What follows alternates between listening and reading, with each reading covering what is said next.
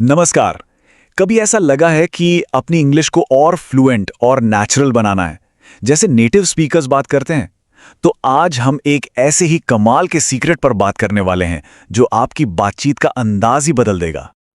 अच्छा, तभी ये बात नोटिस की है कि जो नेटिव इंग्लिश स्पीकर्स होते हैं वो कितनी तेजी से, कितनी आसानी से बोल जाते हैं। लगता है ना जैसे वो कुछ शब्दों को चिपका कर या छोटा करके बोल रहे हों। सवाल ये है कि आखिर वो ये करते कैसे हैं। इस रफ्तार का राज ना एक बहुत ही सिंपल सी ट्रिक में है और उसे कहते हैं कॉन्ट्रैक्शन। जी हाँ, यही वो टूल है जो इंग्लिश बातचीत को एक नेचुरल फ्लो देता है, एक स्पीड देता है और भाषा को एकदम जिंदा कर देता है। तो चलिए फिर देर किस बात की, इसको जरा और करीब से समझते हैं। सबसे पहला सवाल, आखिर ये कॉन्ट्रैक्शंस होते क्या हैं और ये काम कैसे करते हैं? इसका कॉन्सेप्ट ना बहुत ही आसान है। कॉन्ट्रैक्शन का सीधा सा मतलब है दो शब्दों को जोड़कर एक छोटा शब्द बना देना। इससे सिर्फ बोलने में आसानी नहीं होती, बल्कि अंग्रेजी सुनने में भी ज्यादा रिलैक्स्ड और नेचुरल लगती है। तो अब सवाल आता है कि ये बनते कैसे हैं, मतलब क्या है इसका फॉर्मूला? सारा का सारा जादू एक छोटे से निशान में छिपा है, अपॉस्ट्रोफी। प्रोसेस बहुत ही सीधा साधा है।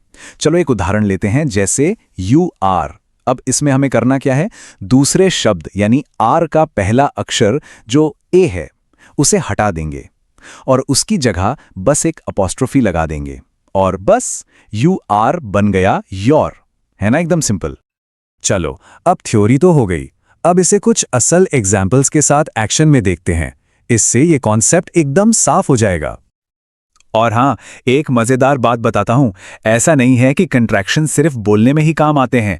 इनका इस्तेमाल इनफॉर्मल राइटिंग, मतलब जो हम दोस्तों को मैसेज भेजते हैं या कोई कैजुअल ईमेल लिखते हैं, उसमें भी खूब होता है। ये देखो, ये कुछ सबसे आम कॉन्ट्रैक्शंस हैं जो टू बी वर्ब के साथ बनते हैं। जैसे आई एम बन गया आई एम, यू आर बन गया योर, ही इज बन गया हीज।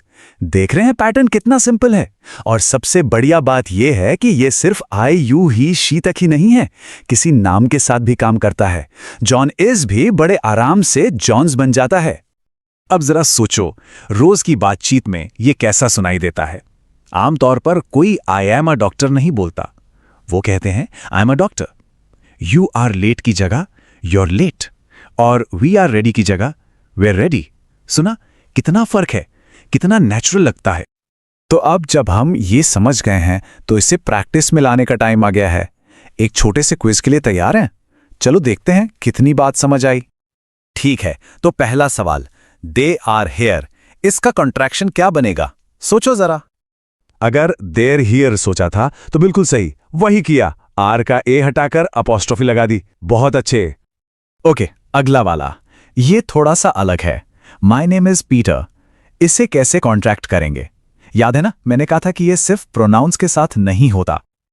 और इसका सही जवाब है माय नेम्स पीटर। कमाल है। चलो एक आखिरी सवाल, शी इज एट होम, इसका कॉन्ट्रैक्शन क्या होगा? अब तक तो ये एकदम आसान लगना चाहिए। एकदम सही जवाब है शी इज एट होम। देखा, अब नेटिव स्पीकर्स की तरह सोचना शुरू कर दिया है। तो सबसे जरूरी बात क्या सीखी हमने? यही कि कॉन्ट्रैक्शंस सिर्फ ग्रामर का कोई रूल नहीं है, ये तो अंग्रेजी बातचीत की असली धुन है, उसका संगीत है। इनको इस्तेमाल करके सिर्फ शब्द नहीं बोले जाते, बल्कि भाषा को महसूस किया जाता है। इससे बात ज्यादा नेचुरल और पावरफुल लगती है। तो अब अगली बार जब कोई इंग्लिश मूवी देखो या कोई गाना सुनो तो जरा ध्यान देना, इन छोटे छोटे कॉन्ट्रैक्शंस को पकड़ने की कोशिश करना और आप हैरान हो जाओगे कि ये हर जगह हैं। तो अब सवाल ये है कि आज से अपनी बातचीत में सबसे पहला कौन सा कॉन्ट्रैक्शन इस्तेमाल होने वाला है?